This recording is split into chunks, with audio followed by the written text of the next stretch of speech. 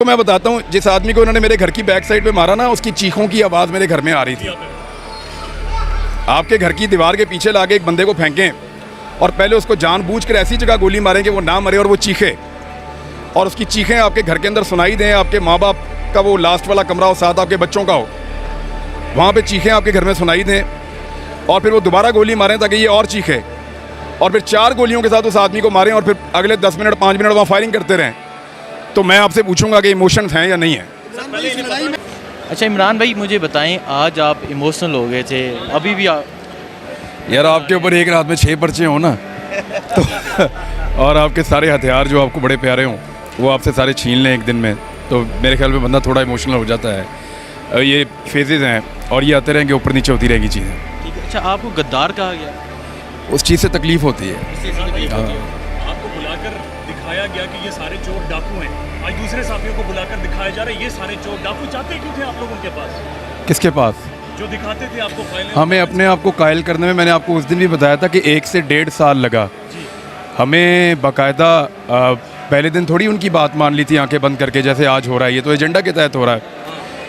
हमने तो तमाम सबूत पढ़े, हमें ऑफिसर से मिलवाया गया, डीजी रैंक के ऑफिसर्स हमें मिले और उन्होंने हमें तमाम चीज़ें पढ़ाई, समझाई, और बहुत सारी ऐसी लीगल चीज़ें थी जिनके बारे में हमारा नॉलेज कम था, तो वो एक्सपर्ट्स बुलाए गए, उन्होंने मुझे बताया कि ये ऐसे है। फिर मैं फाइलें लेकर आया, मैंने खुद पढ़ी, फिर जिनको समझ है लॉयर्स को, उनको बुला के उनके साथ मैंने कंसल्ट किया इंडिपेंडेंटली। फिर मुझे इवन जो इन्वेस्टिगेशन होती थी उनकी वीडियोस तक सुनवाई गई, तब मुझे समझ आई कि ये वाकई मेरे मुल्क को लूट के खा जाएंगे। मैंने अपने आप को काफ़ी कन्विंस किया था। देखें, सहाफ़ी को सबसे मिलना होता है। मुझे अगर आज अफ़गानिस्तान के अंदर से तालिबान बुलाएंगे और कहेंगे हम बात करना चाहते हैं, तो मैं उनकी बात सुनने जाऊँगा और उनकी बात को समझूंगा। अगर मुझे कोई नहीं मिसलीड अगर किया जाता तो मैं पहले दिन से शुरू कर देता। मैंने किसी की ख्वाहिश की तकमील नहीं की। मैंने यहाँ पे एक जुमला बोला था कि मैंने पहले अपने आप को कायल किया। मैं अपनी मर्ज़ी से इस लड़ाई में उतरा था क्योंकि मैं कन्विंस था कि ये लोग उन सारी चीज़ों को देखने के बाद, उन डॉक्यूमेंट्स को, उन केसेस को देखने के बाद, आई वॉज कन्विंस्ड कि मेरे मुल्क के साथ ये लोग ज़्यादती कर रहे हैं। दैट इज़ वाई मैंने अपनी एक ओपिनियन बनाई और फिर मैंने उस पर काम शुरू किया। तो मैं तो वहीं पे खड़ा हुआ हूँ, मुझे तो कोई प्रॉब्लम नहीं है उसमें। ठीक है। अच्छा इमरान भाई, ये बता दें, अभी भी आपकी आंखें अगर हम देखें तो बड़ी आंखें नम है, वजह क्या है? नहीं, ऐसी कोई बात नहीं है। ये ऐसी कोई परेशानी वाली बात तो है नहीं, पार्ट ऑफ द गेम है, ये चलता रहता है। हाँ, वो उन्होंने इसके बाद तो सर टैंक आने चाहिए। नहीं, मैंने क्या किया देखो, 1 मिनट, मैंने जो बातें की, क्या मैं कुछ गलत कह रहा था? सर हम पूछेंगे इस बार। हाँ, तो मैं सवाल पूछ रहा हूँ कि भाई यार 1 मिनट, आप मुझे बताएं कि आप मुझे लेकर जाएं खाना खिलाने के लिए अभी सारे, और कहें कि बाहर बहुत अच्छा जो है वो आपको फ्रूट चाट मिलेगी, वहाँ जाके आप मुझे गन्ने का जूस पिला दें, तो मैं आपसे पूछूंगा नहीं कि यार ये आपने क्या किया है, कह के तो आप मुझे कुछ और लाए थे यहाँ पे। तो वो मैं आपको सिंपल लाइटर नोट में एग्जांपल दे रहा हूँ, लेकिन मामला देखें ऐसे ही है। और ये सवालात वो हैं जिनके अब जवाब देने पड़ेंगे, और ये सवालात सिर्फ पाकिस्तान के अंदर करप्शन के नहीं हैं, ये पाकिस्तान के दूसरे मुल्कों के साथ ताल्लुकात के साथ भी जुड़े हैं, ये पाकिस्तान की नज़रियाती असास के साथ भी जुड़े हैं, ये पाकिस्तान के नज़रिया के साथ भी जुड़े हुए हैं। अब इन सवालात के जवाब लोग मांगते हैं, और ये वो लोग हैं जो पढ़े लिखे हैं, वो पूछते हैं।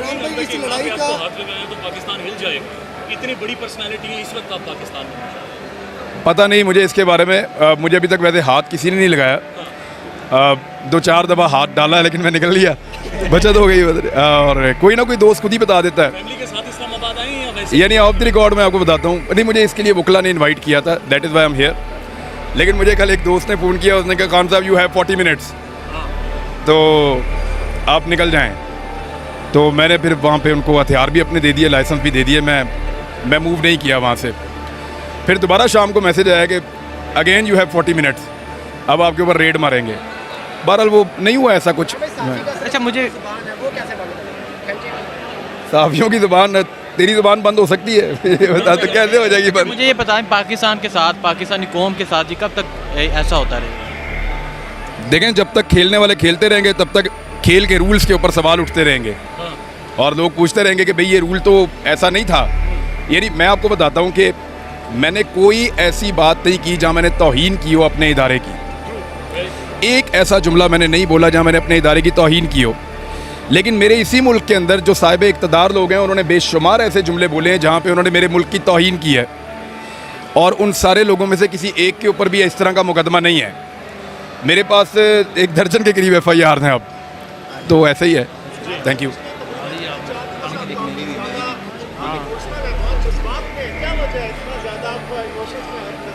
क्या हाल है आपका, ठीक है? नहीं इमोशन में नहीं यार, आपके ऊपर भी पर्चे देते हैं ना 6-7 एक रात में। सुबह मैं आपसे पूछता हूँ इमोशंस कैसे हैं आपके। आपको मैं बताता हूँ, जिस आदमी को उन्होंने मेरे घर की बैक साइड पे मारा ना, उसकी चीखों की आवाज़ मेरे घर में आ रही थी। आपके घर की दीवार के पीछे लाके एक बंदे को फेंकें और पहले उसको जानबूझकर ऐसी जगह गोली मारें कि वो ना मरे और वो चीखे, और उसकी चीखें आपके घर के अंदर सुनाई दें, आपके माँ बाप का वो लास्ट वाला कमरा हो, साथ आपके बच्चों का हो, वहाँ पे चीखें आपके घर में सुनाई दें, और फिर वो दोबारा गोली मारें ताकि ये और चीखे, और फिर 4 गोलियों के साथ उस आदमी को मारें, और फिर अगले 10 मिनट 5 मिनट वहाँ फायरिंग करते रहें, तो मैं आपसे पूछूंगा कि इमोशंस हैं या नहीं है। इस लड़ाई में ना आवाम मुतनफिर हो रही है, इदारों के खिलाफ हरना-सराई कर रही है, आपको नहीं लगता? इदारों के खिलाफ नहीं करनी चाहिए। मेरे ख्याल में पाकिस्तान के इदारे हैं, हमारे इदारे हैं, हमने बनाए हैं, हमारे खून पसीने से बने हैं, वो हमारे लोग हैं, उनसे हमें इश्क है, प्यार है, और उनको भी रहना चाहिए और पाकिस्तान को भी रहना चाहिए। ये पॉलिसी मैटर के ऊपर इख्तलाफ राय है, लड़ाई नहीं है, दुश्मनी नहीं है, इख्तलाफ राय है। यार वो मुझे मैं भी एक्सपर्ट को दिया हुआ था, वो सारा डाटा चला गया। आप सबके नंबर भी अब मेरे पास नहीं है, बल्कि मेरे फैमिली मेम्बर्स के नंबर भी अभी मैंने दोबारा मंगवाए हैं कि मुझे मैसेज कर दें, तो वो सारे नंबर भी चले गए, मेरे बाकी चीज़ें भी चली गई। ट्विटर मैंने अपना जो है वो रिकवर कर लिया है, बाकी चीज़ें मैं आहिस्ता आहिस्ता रिकवर कर रहा हूँ, इंशाल्लाह हो जाएंगी। हत्या कर दिया गया है, असला आपके पास नहीं है, हथियार कोई चीज़ नहीं है, अब कैसे खुद को प्रोटेक्ट करेंगे? What next? देखें, पहले भी अल्लाह ताला प्रोटेक्ट करता था, अभी भी अल्लाह ताला प्रोटेक्ट करेगा।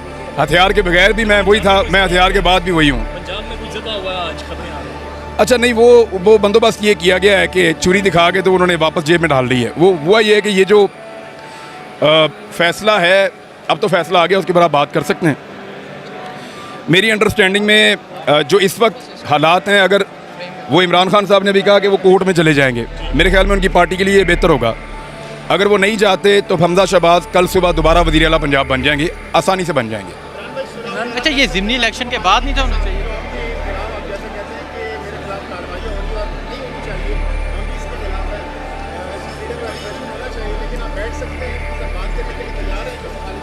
मैं रोज़ बैठता हूँ, रोज़ बात करता हूँ, मुझे जब कोई बुलाता है मैं उनके साथ बैठता हूँ, लेकिन सुलह उसके साथ होती है जिससे आपकी लड़ाई हो। तो मुझे ये बताएं, जो ज़िमनी इलेक्शन हो रहा है उसके बारे में इमरान रियाज के साथ क्या मसला है? अगर कोई नहीं बोलता इधर। कोई मसला नहीं है, ये तो मुझे खुद समझ नहीं आ रही, यही तो बात पूछ रहा हूँ कि मसला क्या है। मैं तो वही वाली लड़ाई लड़ रहा हूँ जो बड़ी ज़रूरी थी, तो मसला क्या है, यही तो पूछ रहा हूँ मैं। अच्छा, मुझे बताएं, जो ज़िमनी इलेक्शन हो रहा है पंजाब में, ये जो आज का फैसला उस पर इफेक्ट कितना होगा, और ज़िमनी इलेक्शन में जो नताइज बदलने की सारी तैयारियां जारी हैं, उसके बारे में क्या कहेंगे? देखिए, ज़िमनी इलेक्शन को मैनेज किया जा रहा है पंजाब में, और बड़े तगड़े पैमाने पे किया जा रहा है। उन 4 हल्कों में लोड शेडिंग भी नहीं होती। अब लोग दुआएं मांग रहे हैं, काश हमारे हल्के का लोटा हो जाता, हमारे यहाँ पे इलेक्शन होता, हमारी भी बिजली ना जाती, यहाँ पे 24 घंटे लोड शेडिंग ना होती, तो वो लोग बेचारे अब इस तरह की दुआएं कर रहे हैं। वो पूरा मैनेज किया जा रहा है इलेक्शन। अगर हमजा शहबाज की हुकूमत वहाँ पर रहेगी तो ज़िमनी इलेक्शन में जिस तरह के वो वसाइल इस्तेमाल कर रहे हैं और जिस तरह हमजा शहबाज के मालिक जो हरकतें कर रहे हैं, तो उससे तो सब साबित। आपको लगता है? अभी नहीं।